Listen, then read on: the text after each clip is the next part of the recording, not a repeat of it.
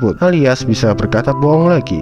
Asyik. Dan Eihemia tidak bisu lagi. Setelah itu Eihemia meyakinkan raja tentang kesalahannya, sementara saya memberikan Elaina kalung sebelum mereka berpisah. Ketika Elaina masih kecil, Elaina membaca sebuah cerita tentang bagaimana Nike meyakinkan antar dua negara yang saling bentrok akhirnya membuat tembok, dan dua negara itu ketika ada turis datang di salah satu negara tersebut, maka turis itu berhak mencoret-coret atau mengukir tembok tersebut. Jadi semakin banyak coretan atau ukiran di tembok tersebut, maka salah satu negara itu akan menjadi pemenangnya.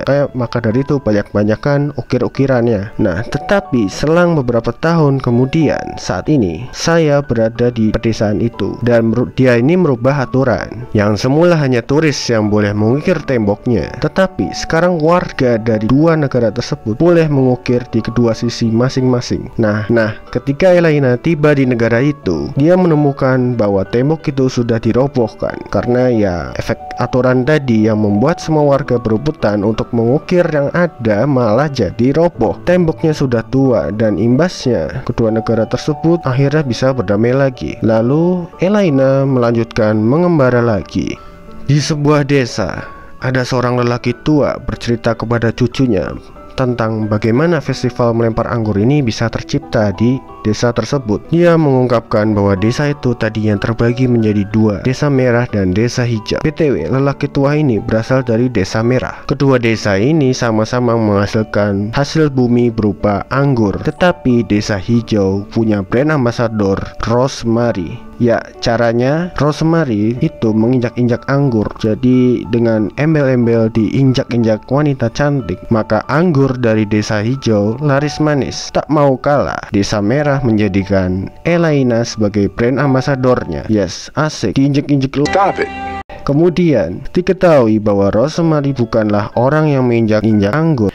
Ternyata itu hanyalah promo sialan aja. Ternyata kaki-kaki cowok bujang yang nginjak-injir. Saat penduduk desa berdebat, Elaina minum anggur, habis itu mabuk dan melemparkan anggur ke semua orang. Ini akhirnya yang menjadi asal mula festival di negeri tersebut. Kembali ke masa sekarang, terungkap bahwa lelaki tua dan Rosemary telah menikah. Ya, akhirnya kedua desa itu damai. Elaina tiba di negeri di mana boneka sangatlah populer. Ketika dia sedang istirahat, Elaina memperhatikan bahwa penyihir lain bertanya kepada penduduk kota apakah mereka telah melihat si pencukur dalam tanda kutip. Tepat ketika dia akan pergi, Elaina didekati oleh penyihir yang memperkenalkan dirinya sebagai Sheila. Begitu dia menjelaskan situasinya, Sheila meminta kepada Elaina untuk memberitahu jika dia melihat atau menemukan sesuatu yang mencurigakan. Ketika dia sedang berjalan-jalan, Elaina menemukan sebuah toko boneka. Setelah Elaina menolak permintaan untuk mengambil boneka secara gratis, dia langsung menuju ke hotel. Keesokan paginya, Elaina kaget bahwa rambutnya telah terpotong. Selama penyelidikan mereka, Elaina dan Sheila mengetahui tentang lelang rahasia. Kemudian pada hari itu, mereka tiba di pelelangan rahasia tersebut. Saat mereka melihat boneka yang memiliki rambut Elaina, Elaina merusaknya, yang menyebabkan pemilik boneka tersebut menampakkan diri. Dan ternyata pemilik boneka tersebut adalah penjaga toko yang dia temui beberapa hari sebelumnya yang menawarkan boneka secara gratis. Ketika ia mengakui bahwa dia adalah si pencukur, akhirnya dia ditangkap oleh Sheila dan Elaina. Begitu mereka berpisah, terungkap bahwa Sheila adalah guru saya. Saat saya mengetahui apa yang terjadi, dia juga marah terhadap penjahat tersebut.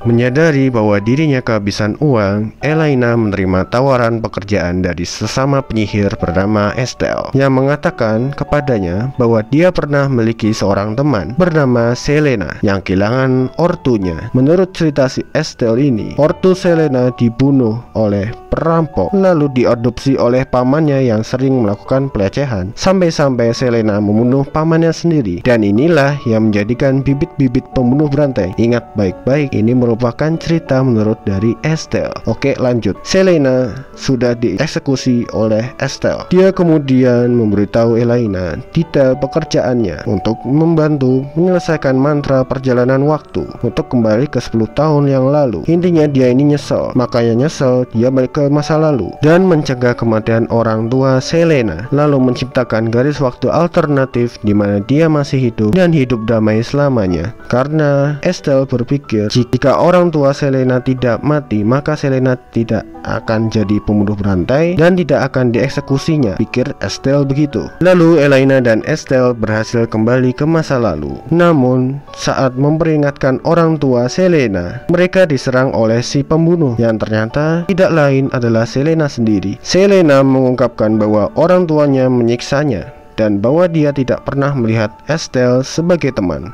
Nani marah dengan ini. Estelle membunuh Selena untuk kedua kalinya, tepat saat mantra perjalanan waktu habis. Setelah itu terungkap bahwa Estelle menyerahkan ingatannya tentang Selena untuk meningkatkan sihirnya, membuat Elaina putus asa tentang situasinya.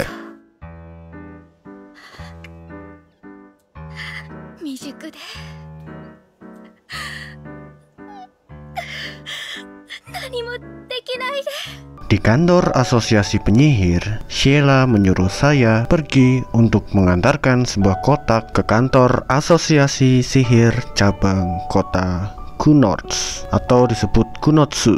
Tak lama setelah itu, Sheila bersiap untuk pergi berlibur tahunan bersama Fran. Dalam perjalanan mereka, keduanya mengingat masa muda mereka sebagai murid Nike, dan ternyata Nike ini adalah ibunya Elaina sendiri, tetapi Elainanya tidak mengetahuinya. Jadi Nike ini punya dua murid, Fran dan Sheila. Fran punya murid Elaina, Sheila punya murid saya.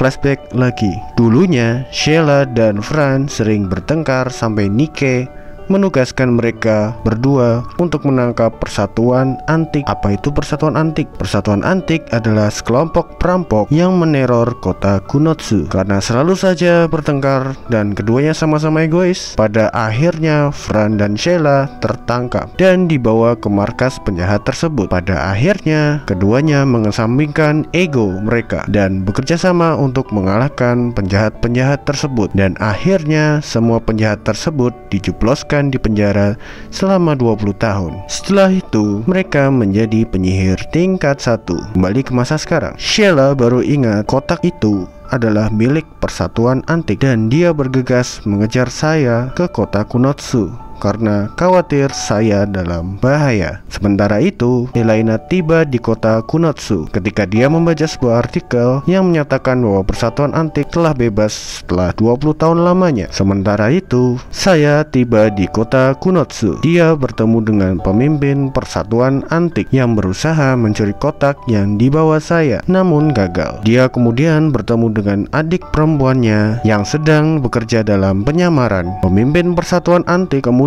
menemukan Elaina dan dia menggunakan mantra yang menyebabkan Elaina dan saya bertukar tubuh. Saat berada di dalam tubuh saya, Elaina membuka kotak yang mengeluarkan ramuan cinta yang menyebar ke seluruh kota. Setelah mereka berdua bertemu satu sama lain, Elaina dan saya menangkap anggota dari persatuan antik untuk menemukan lokasi pemimpin mereka. Dia membual bahwa ada lebih banyak anggota di kota yang mereka belum tangkap. Tak lama setelah itu, Fran dan Sheila datang untuk membantu memulihkan ketertiban kota. Keesokan harinya, Elaina dan saya kembali ke tubuh masing-masing. Ketika Sheila, saya, dan Mina meninggalkan kota, Elaina dan Fran berbincang-bincang sebelum mereka berpisah. Dan Elaina kemudian memutuskan untuk melanjutkan perjalanannya. Elaina tiba di negeri yang dapat mengabulkan permohonan menjadi kenyataan. Kemudian ia masuk ke dalam dan ia memperhatikan bahwa lokasinya adalah tempat-tempat yang pernah ia kunjungi sebelumnya. Kemudian Elaina pergi ke sebuah kastil Miraro Rose. Ya, ini cuma imajinasi aja. Ia segera menyadari bahwa ada banyak versi dirinya yang lain di sana. Dalam sebuah rapat kecil terungkap bahwa ada salah satu versi Elaina yang menyerang Elaina yang lain. Sebut saja Elaina jahat. Tak lama kemudian, Elaina jahat datang ke kastil tersebut. Ketika Elaina asli bertanya-tanya mengapa Elaina yang kejam melakukan hal tersebut, dia berkata bahwa dia ingin semua orang mengalami rasa sakit yang sama seperti yang dia rasakan. Jadi, mengapa banyak versi dari Elaina ini? Karena beberapa keputusan yang berbeda menghasilkan jalan cerita yang masing-masing. Setelah pertempuran yang melelahkan, Elaina yang asli berdamai dengan Elaina yang kejam. Ketika mereka kembali ke kastil, Elaina memutuskan untuk mengubah buku hariannya menjadi sebuah buku yang berjudul Penyihir Pengembara atau dalam bahasa Jepangnya Majono Tabi-Tabi. Setelah itu, Elaina berada di negeri lain dan ia bertemu dengan seorang gadis bernama Amnesia. Namanya kok Amnesia? Ya sudah. Elaina mengungkapkan bahwa ia dan Amnesia akan berpetualang bersama di masa depan. Ya, itu pun kalau mau dilanjut season 2-nya. Overall, anime ini bagus, cuman ada beberapa plot hole atau hal-hal yang tidak bisa dijelaskan ketika orang hanya melihat anime ini saja. Mungkin dari komik atau manga atau light novel atau apapun itu, sumber lain dari Elaina mungkin dapat menjawab dari plot hole ini. Terima kasih telah menonton. Don't forget to like, subscribe, and comment. Arigatou gozaimashita.